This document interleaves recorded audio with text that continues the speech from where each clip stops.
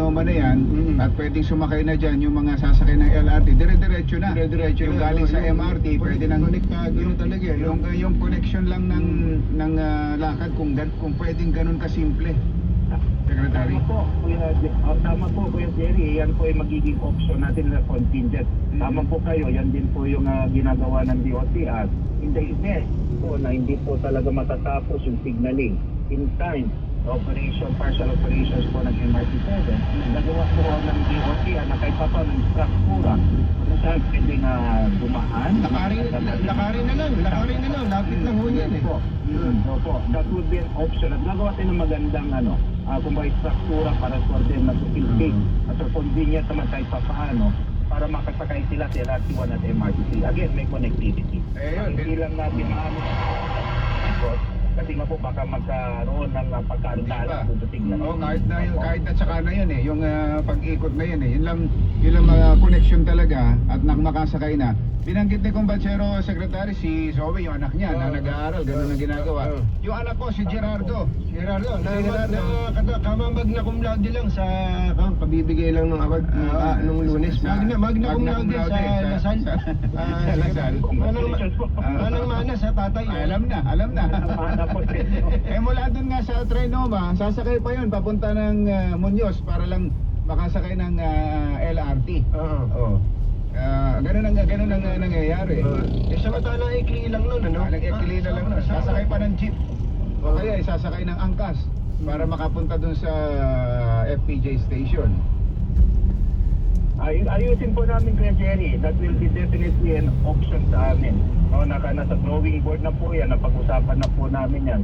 At talagang handa naman po kaming gawin yan. In-event na talaga hindi kakayanin ng signaling ng bago ng LRMC na matapos. Sec, ba't nyo ba tinanggal si Rayson De La Torre ba? Yung sa taga-Sait? Kayo, Marami nagulat sa inyo na manggaling yun? Bakit po nirelieve siya? Kahapon po, meron pong nagbigay sa akin ng report na meron nga pong ganun, may insidente na nangyari. Una po nakikiraman kami sa pamilya nung nasawi. Dahil nga po daw merong ambulansya na may pasyente, ganun pa man, tiniketan and everything, tapos naantala yung pagpapapunta supposedly sa check-up o sa hospital nung biktima. So nung kinausap natin sila De La Torre, tinatawag ko po kaagad sa hapon at tinanong ko kung saan siya nanggagaling. So pinaalala ko sa kanya na ang polisiya is on duty ambulance. Malinaw yun. Wala po kasi sinabi na kailangan mo pang kausapin yung driver na kailangan niyang sabihin na talaga nag-aagaw buhay ang kanyang pasyente. Malinaw po ang polisiya na nakalagay in duty ambulance. At that time, malinaw na yung ambulansya is on duty, may pasyente. So inayaan na lang po sana nila. At parating ko pong pinapaalala sa kanila na mga ganitong polisiya, ang bottom line nito is malasakit, compassion at pag-unawa sa mga ganitong sitwasyon. So yun po yung pinanggagalingan natin, no? At naiintindihan ko rin po na nung nakaraang mga linggo, may talagang abusado na ginagamit itong mga busway na in the guise na ambulansya sila. At walang hulihin yun. Masyado walang mga pasyente. Talagang loko-loko mga yun. No? Kailangan hulihin, kaya ma-revoke mga lisensya ng mga loko-lokong yun. Pero meron na mga instances po na talagang valido ang kanilang mga rason. No? Sabi ko nga dapat naintindihan nyo at inayaan nyo na lang. May pasyente, nakita nyo naman po yung matanda, may sakit.